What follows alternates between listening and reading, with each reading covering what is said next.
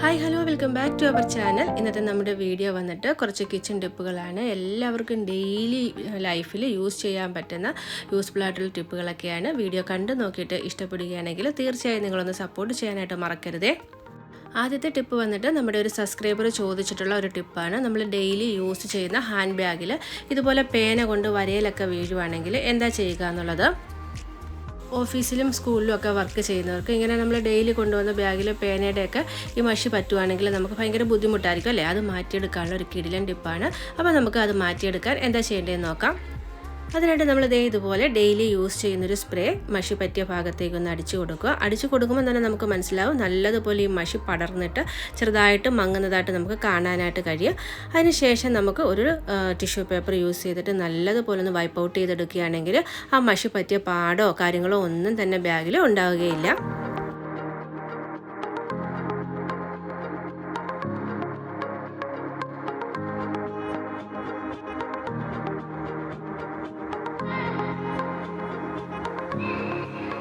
ഇനി നമ്മുടെ അടുത്ത ടിപ്പ് വന്നിട്ട് നമ്മൾ യൂസ് ചെയ്യുന്ന ബാഗിൽ ചില സമയത്തൊക്കെ സിപ്പ് വല്ലാണ്ട് ടൈറ്റ് ആകാറുണ്ടല്ലേ. നമുക്ക് നല്ലപോലെ ഓപ്പൺ ചെയ്യാനും ക്ലോസ് ചെയ്യാനും പറ്റാറില്ല.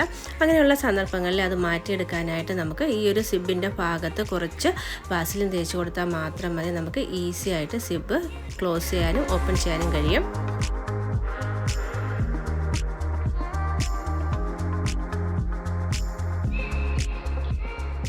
അതുപോലെ തന്നെ പുതുതായിട്ടൊക്കെ നമ്മൾ ബാഗ് വാങ്ങുന്ന ടൈമിൽ ഇതുപോലെ സിബിൻ്റെ ഭാഗങ്ങളിലൊക്കെ കുറച്ച് വാസലിൻ തേച്ച് കൊടുക്കുകയാണെങ്കിൽ സിബ് പെട്ടെന്ന് തന്നെ ചീത്തയായി പോകത്തില്ല.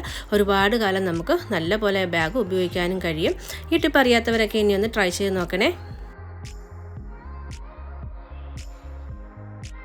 നമ്മുടെ അടുത്ത ടിപ്പും ബാഗിൻ്റെ തന്നെയാണ്. നമ്മൾ ബാഗ് വാങ്ങുന്ന ടൈമിൽ കാണാൻ നല്ല ഭംഗിയായിരിക്കും അല്ലേ. അതിൻ്റെ ആ ഒരു ഗോൾഡ് പെയിൻറ്റിങ്ങും അതുപോലെ തന്നെ അതിൻ്റെ വർക്കും കാര്യങ്ങളും ഒക്കെ നല്ല ഭംഗിയായിരിക്കും. പക്ഷേ കുറച്ച് ദിവസം നമ്മൾ ഉപയോഗിച്ച് കഴിയുമ്പോഴേക്ക് ഈ ഒരു ഗോൾഡ് പെയിൻറ്റിങ്ങിൻ്റെ കളറൊക്കെ മങ്ങി അതുപോലെ തന്നെ മുത്തും അല്ലെങ്കിൽ എന്തെങ്കിലുമൊക്കെ വർക്ക് ഉണ്ടെങ്കിൽ അതൊക്കെ ഡിമ്മാവാറുണ്ടല്ലേ. അങ്ങനെയൊന്നും ഉണ്ടാവാണ്ട് നമ്മൾ ഉപയോഗിക്കുന്ന കാലം അത്രയും നല്ല പുതിയതുപോലെ നമുക്ക് ബാഗ് സൂക്ഷിക്കാനായിട്ട് ഇതുപോലെ കളർലെസ് ആയിട്ടുള്ള നെയിൽ പോളിഷ് നമ്മുടെ ആ ഗോൾഡ് പ്ലേറ്റിങ്ങിൻ്റെ മുകളിലോ അതുപോലെ തന്നെ നമ്മുടെ ബാഗിൽ ഉള്ള വർക്കിൻ്റെയൊക്കെ മുകളിലോ ഒരു ചെറിയൊരു ലെയറായിട്ട് അടിച്ചു കൊടുക്കുകയാണെങ്കിൽ എത്ര കാലം നമ്മൾ ബാഗ് ഉപയോഗിച്ചാലും നല്ല പുതിയതുപോലെ തന്നെ ഇരിക്കും.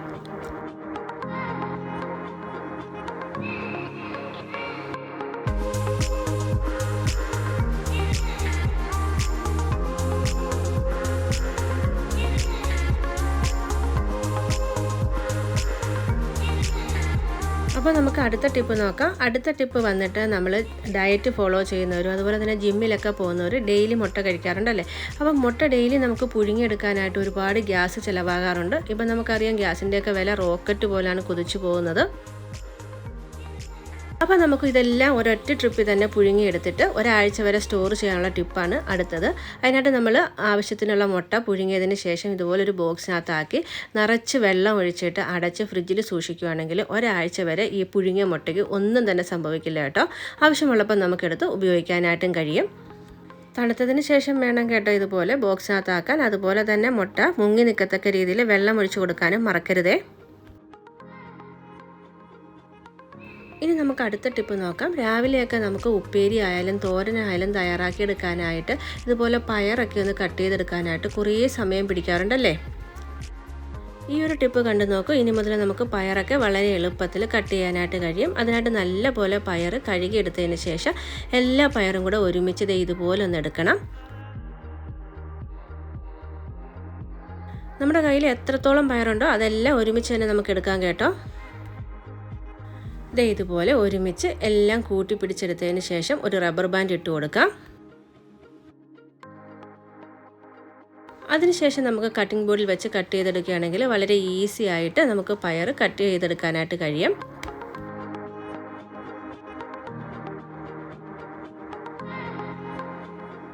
ഓരോന്നോരോന്നായിട്ടെടുത്ത് കട്ട് ചെയ്തെടുക്കുന്നതിനേക്കാളും വളരെ ഈസിയാണ്. നമുക്ക് പെട്ടെന്ന് തന്നെ നമ്മുടെ ജോലി കഴിഞ്ഞ് കിട്ടും. ഇതുവരെ ഈ ഒരു ടിപ്പ് ട്രൈ ചെയ്ത് നോക്കിയിട്ടില്ലാത്തവർ ഒന്ന് ട്രൈ ചെയ്ത് നോക്കണേ. അതുപോലെ തന്നെ നമ്മുടെ കൈക്കൊക്കെ വേദനയുള്ളവർക്കും ഈ ഒരു ടിപ്പ് വളരെ ഉപകാരപ്രദമാവും.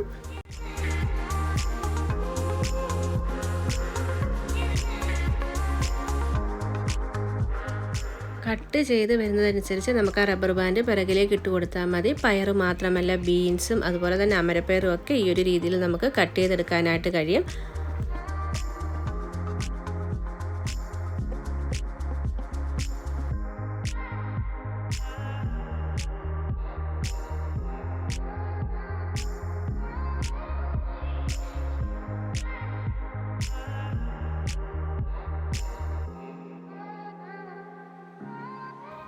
ഇതേ ഇപ്പം നമ്മൾ വളരെ കുറഞ്ഞ സമയം കൊണ്ട് പയർ മൊത്തം കട്ട് ചെയ്തെടുത്തിട്ടുണ്ട്. ഇനി നമുക്ക് ഉപ്പേരി തയ്യാറാക്കാനായിട്ട് കുറച്ച് ഉള്ളി കൂടി വേണം. അപ്പം നമ്മൾ ഉള്ളി കട്ട് ചെയ്യുമ്പോൾ അറിഞ്ഞിരിക്കേണ്ട കുറച്ച് ടിപ്പ് കൂടി നോക്കാം. മിക്കവാറും എല്ലാവർക്കും അറിയാവുന്നതാണ്, എന്നാലും പുതുതായിട്ട് കുക്കിംഗ് ഒക്കെ സ്റ്റാർട്ട് ചെയ്തവർക്ക് വേണ്ടിയാണ് പറയുന്നത്. സവാളയൊക്കെ കട്ട് ചെയ്യുമ്പോൾ കണ്ണിൽ നിന്ന് വെള്ളം വരാതിരിക്കാനായിട്ട് ഇതുപോലെ ഉള്ളിയുടെ തോല് പൊളിച്ചിട്ട് കുറച്ച് നേരം നമ്മൾ വെള്ളത്തിലിട്ട് വെച്ചിരുന്നാൽ മതി. അതുപോലെ തന്നെ സവാളയുടെ നടുക്കുള്ള ഒരു വൈറ്റ് പോർഷൻ നമ്മൾ കറിക്കൊന്നും ഉപയോഗിക്കത്തില്ല. അത് മാറ്റാനായിട്ട് നമുക്കത് ഇതുപോലെ സൈഡിൽ നിന്നൊന്ന് കട്ട് ചെയ്ത് കൊടുക്കാം ആദ്യം. അതിന് ശേഷം ആ ഒരു വൈറ്റ് പോർഷൻ വരുന്ന ഭാഗത്ത് ഇത് എങ്ങനെയൊന്ന് കട്ട് ചെയ്തെടുക്കുകയാണെങ്കിൽ അത് പെട്ടെന്ന് തന്നെ നമുക്ക് കളയാനായിട്ട് കഴിയും.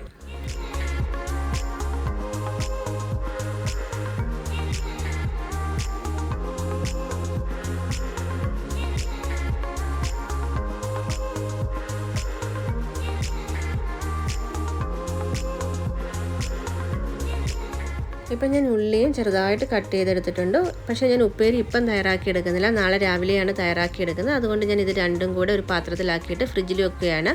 നമുക്ക് തിരക്കുള്ള സമയങ്ങളിലൊക്കെ ഇതുപോലെ കട്ട് ചെയ്തിട്ട് ഫ്രിഡ്ജിൽ വെക്കുകയാണെങ്കിൽ 1-2 ദിവസം കേടാകാതിരിക്കും കേട്ടോ.